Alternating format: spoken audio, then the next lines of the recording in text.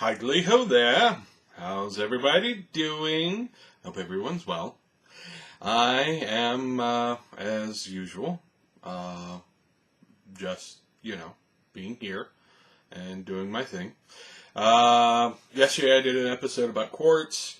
I had some software issues, so it didn't have as many visual aids as I would have liked. I'm hoping that I will have visual aids in this episode, but a lot depends on if I have the same software issues. So, this episode is based on a suggestion from my friend Tanya, who suggested I do sort of a primer on some things that people may have a hard time getting into, that, they're interested in, but, don't have a starting point, a sort of a list of things you should know. And she suggested, the first suggestion in her list was Batman, so I'm going to go with Batman. And if people want to have another one, let me know. I'll be glad to go over pretty much anything, because I'm a nerd, and I kind of enjoy doing that, because that's something nerds do. Now, Batman. I am not Batman. I want that stated up front. As much as I would love to be Batman, I am not Batman. Not Batman. And I'm not going to do crazy Batman voices, although I am tempted. Sorely tempted. But, so, Batman was created in the early days of superheroes. He is one of the most iconic superheroes ever.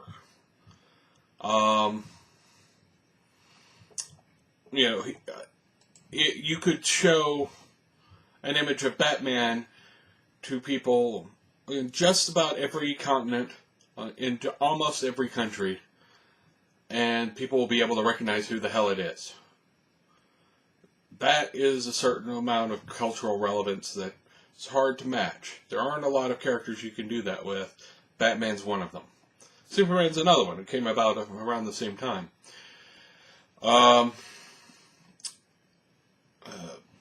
Bob Kane and Bill Finger created the character because DC, which at the time was called National Comics, wanted to have more superheroes. Superman was doing well for them, and they were like, we want more of these.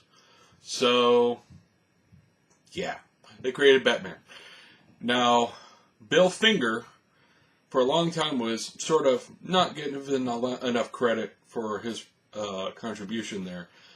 The version of Batman that Bob Kane came up with would be unrecognizable today. Bill Finger helped shape the look and feel of the character. He also came up with the name Bruce Wayne. But Bob Kane got all the credit because of the way things worked out. And the comics industry is full of stories like that. Now, that said, Batman's been around since 1939. He's, everybody knows the story. Bruce Wayne, son of a rich doctor and his wife, who get killed while Bruce Wayne watches as a kid. There are some variations on how that works out, but the important part, the part you need to remember, is he watched his parents get murdered in front of him, and that shaped the character completely. He goes off into the world as he grows older to learn all the skills he will need to wage a war on crime. And when he comes home, he is confronted by a bat in his study, and decides to take the image of a bat, because it's scary, as his own persona to wage that war. to be a terrifying icon instead of just a man. And the rest, as they say, is history. He picks up some companions along the way. He always has Alfred, his trusty butler, since when he was a kid. He's got Robins, multiple Robins. There have been multiple Robins. Batgirl, Batwoman. At one time he had a daughter who was Huntress, and then she wasn't his daughter, but it gets convoluted. There's 75 years of history there. It gets pretty convoluted. So, where do you start with Batman? Alright. Here are a few key points to read.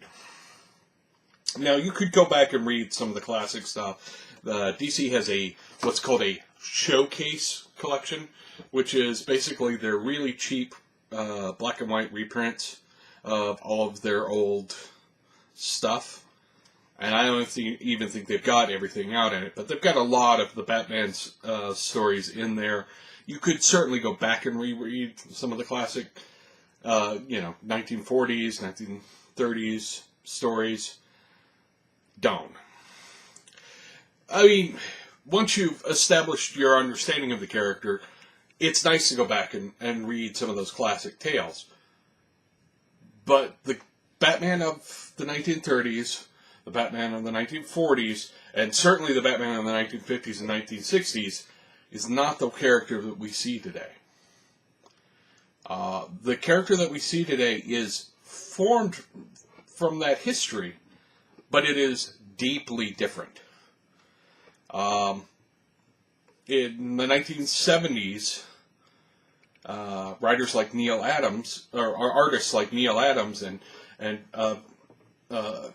various other editorial decisions led him into a more modern storytelling, a slightly darker place. From that time period, I'm definitely going to recommend that you check out the Daughter of the Demon, and all the stories related to Ra's al Ghul from the 1970s. Originally, it was conceived of as sort of an alternate story, but it has become canon. Ra's al Ghul, or Ra's al Ghul, depending on who you talk to, depending on which version that they do the pronunciations with, is one of the best Batman villains. Everybody knows about the Joker. Up until the Batman Begins, not everybody knew about Ra's al Ghul. Ra's al Ghul is, in many ways, Batman's equal. That's what makes him fascinating and compelling. So going back and reading the Neil Adams run on on Batman is definitely worth doing. That's definitely a touchstone piece. A lot comes out of that. After that, you want to start looking in the 1980s. You want to look at, as annoying as the guy is, away from his writing, Frank Miller's work. Dark Knight Returns redefined the character so completely. He became scary, he became terrifying, he became crazy, and he became more than just a guy who puts on a suit and has some good detective skills. He's awesome. So that's definitely worth reading. Dark Knight Returns, and then another one by Frank Miller, Batman Year One. A lot of the more recent Batman films was drawn from Batman Year One. After that, you're going to be looking for a work by Alan Moore called Killing Joke. Now, Killing Joke was about the Joker, easily the most iconic of the Batman villains. Everybody has heard of the Joker after a certain point. And reading The Killing Joke which is about the Joker, the origin of the Joker to a certain extent, and his relationship with Batman. Written by quite possibly one of the best comic writers ever. It's absolutely worth reading. You should totally go and read that. Other ones to read. Gotham City PD, or you'll sometimes see it listed as GCPD, is absolutely one of the most defining works.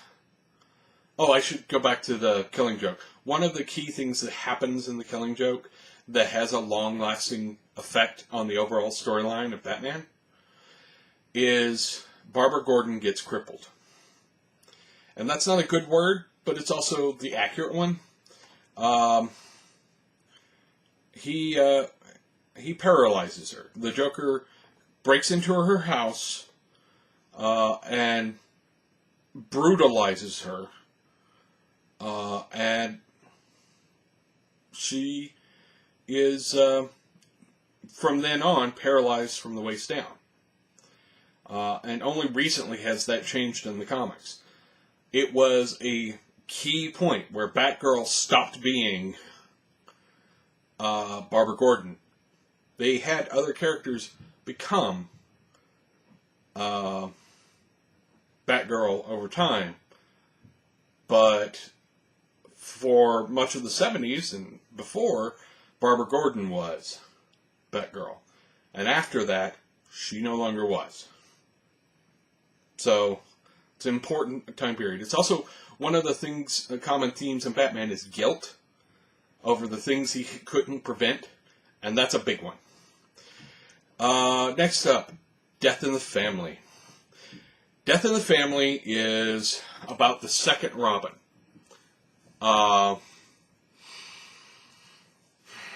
So, the first Robin, Dick Grayson, grows up, joins the Teen Titans, and grows up, and kind of becomes his own man. Batman finds a second Robin, who, Jason Todd, who he discovers the kid when he is stealing Batman's hubcaps. So Jason Todd is maybe not as cool as the gymnast who lost his family. And he's always kind of a mouthy, annoying character to a certain extent, a little harsher edged. Death in the Family is about him getting killed. This is a common theme for Batman stories. People around him get killed. I'm sorry, it happens.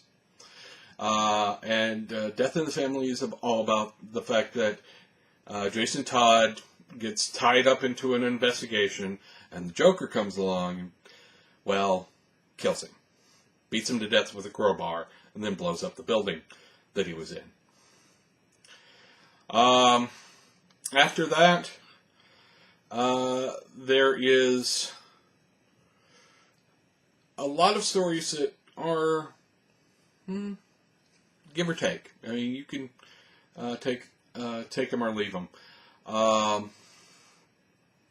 The thing with Batman is lots and lots of people have written them, and there aren't a lot of this person's run is the absolute must-have.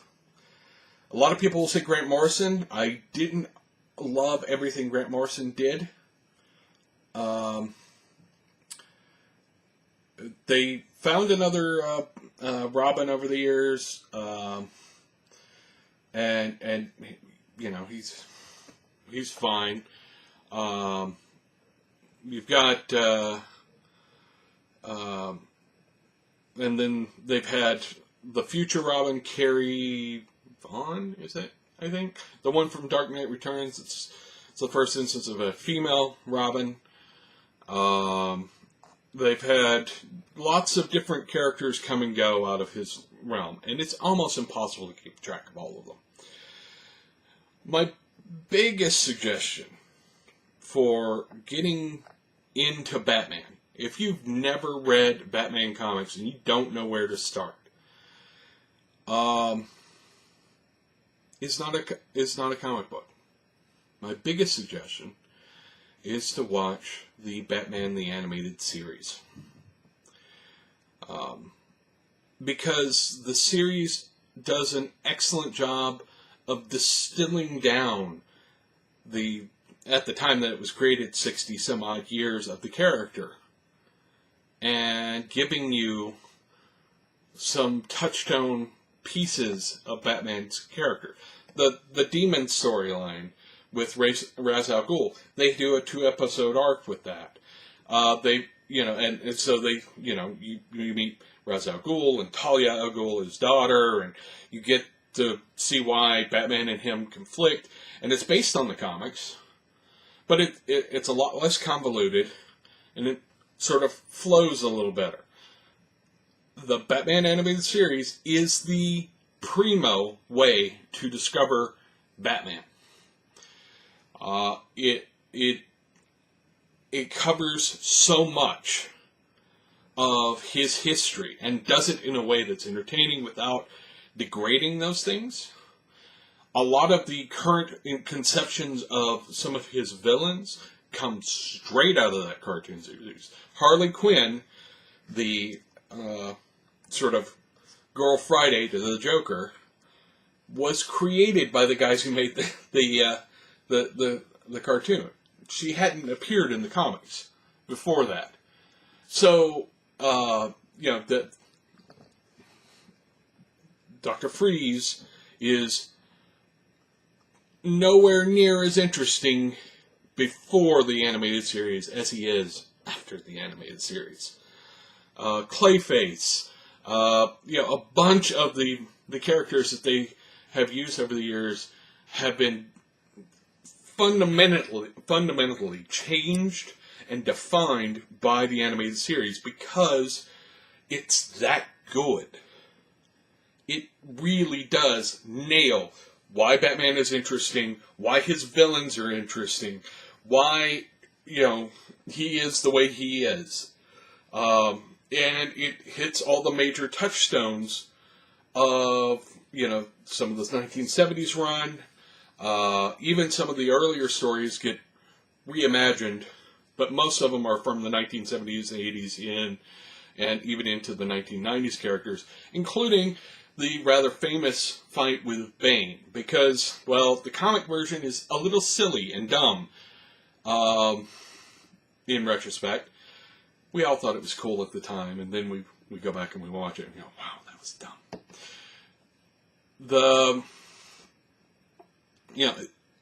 But the animated series version was well done. They presented it well, they ended it well, it works. So I think that's going to be my cap off.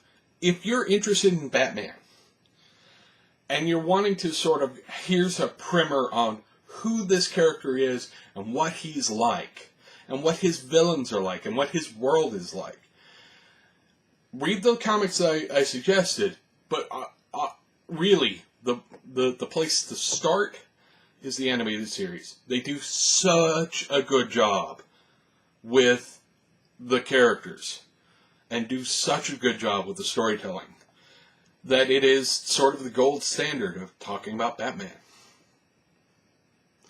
Anyways, this is my episode that's an intro to Batman. I hope you like it, and hopefully I'll have some images in here. If not, I will try and put together like a page somewhere with a list of locations, and I'll try and add some links down in the show description. See, I'm doing sorry, I am easily amused. Show description to like some of the books that I mentioned and the animated series, and where you can find them and where you can buy them. Other than that, let me know what you want another intro on. I can do another intro. I like doing these. They're fun. And I'm a nerd. I like talking about the things I love. So there's that. Subscribe, like, share with all the people, you know, and try and fight crime. No, don't. It's a terrible idea. After reading Batman, you must realize that fighting crime is unpleasant. It's not fun. Anyway, I'll talk to you guys later. Bye.